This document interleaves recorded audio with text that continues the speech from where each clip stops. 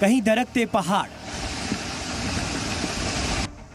कहीं उफान पर नदियां, हर पल मौत का खतरा। चट्टानों के नीचे दबी सांस,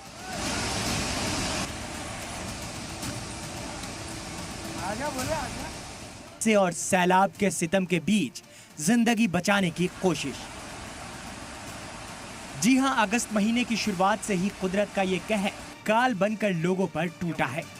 तबाही का आलम ऐसा है कि जो रास्ते में आ रहा है सब तबाह हो जा रहा है। कुदरत का गुस्सा थमने का नाम नहीं ले रहा। पूरा उत्तराखंड कुदरत के गुस्से का सामना कर रहा है और इस तबाही में सबसे ज्यादा मुतासिर है उत्तराखंड और हिमाचल प्रदेश। हिमाचल और उत्तराखंड की सैकड़ों जगहों पर लैंडस्लाइड का खतरा।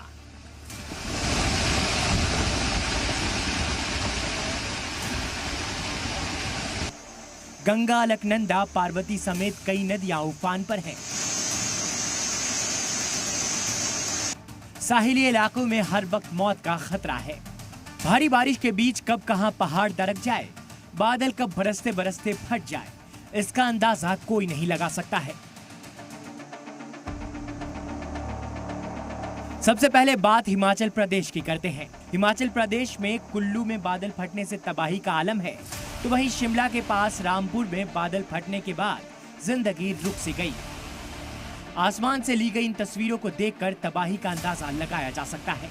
पानी का बहाव इतना तेज था कि पहाड़ का एक हिस्सा अपने साथ बहा ले गया। तस्वीरें कुल्लू की हैं, जहां फ्लैश फ्लड के बाद लैंडस्लाइड ने जमकर तबाही मचाई।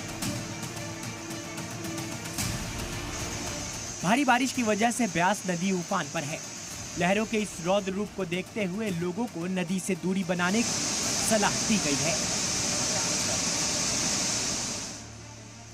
इस इलाके में अब भी रुक रुक कर जोरदार बारिश हो रही है, जिसकी वजह से फिर से लैंडस्लाइड, बादल का फटना और फ्लैश फ्लड का खतरा बना हुआ है। कुदरत के गुस्से के आगे सब बेबस है। चट्टान लगातार नीचे की तरफ दरक रही है।